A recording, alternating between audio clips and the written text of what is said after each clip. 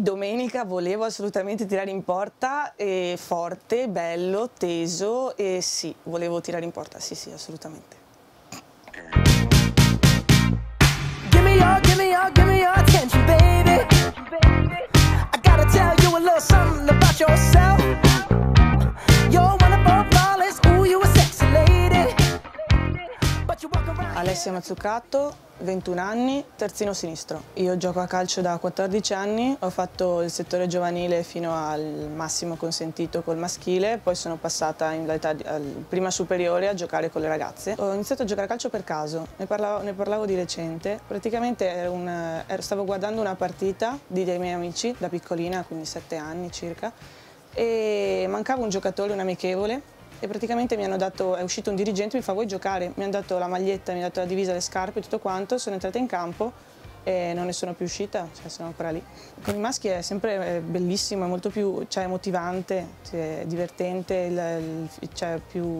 l'aspetto fisico del calcio è molto più marcato e poi diciamo che anche l'aspetto tecnico è più seguito. A me piaceva molto come giocava Maldini, terzino sinistro, quindi il mio ruolo, poi difensore centrale, però Maldini è Maldini. Provo ad ispirarmi, dal momento che lo vuole anche il mister, che vorrebbe che spingessi sempre di più, mi piacerebbe assomigliare a Dani Alves del Barcellona. Ma io davvero non so spiegarmi perché dicono che sono la più seria, cioè so di aver preso un impegno, provo a portarlo a termine nel migliore dei modi, con tutto l'impegno di cui sono in grado e sono capace. Poi se questo fa di me la più seria, ben venga, ma non mi sento molto diversa da loro. Ogni volta che si parla di calcio femminile se ne parla il più delle volte se ne parla in modo negativo, non ultime le dichiarazioni di Belloli e di recente anche le dichiarazioni del presidente del Torino Salerno. Non sono state, diciamo, non sono state positive nei confronti di questo mondo, anche se non capisco il perché, non me ne capacito, cioè giochiamo nello stesso campo in cui giocano i maschi, giochiamo con lo stesso pallone, le stesse regole, stesso tutto, però non veniamo trattate allo stesso modo.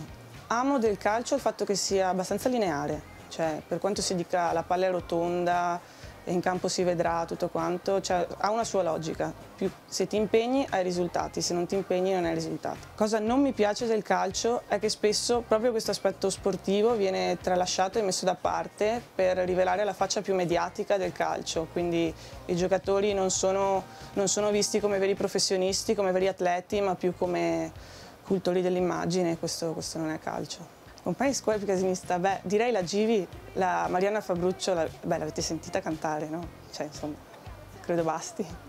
La più simpatica, Rossella D'Antonio, ride sempre, fa ridere sempre.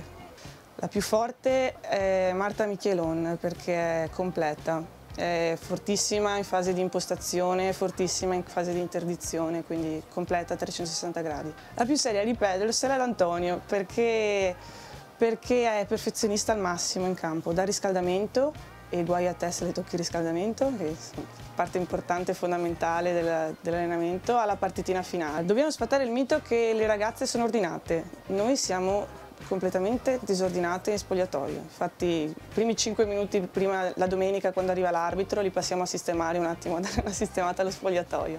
Nella vita studio, sono al 3º anno di giurisprudenza qua a Padova, e compatibilmente con le lezioni che sono il mio focus, lavoro.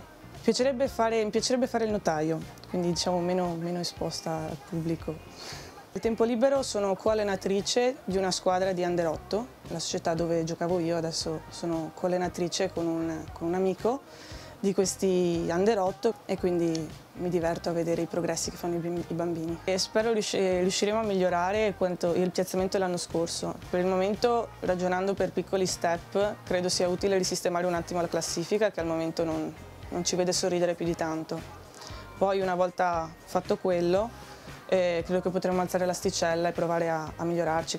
Noi penso che possiamo arrivare sulla parte sinistra della classifica, un buon piazzamento.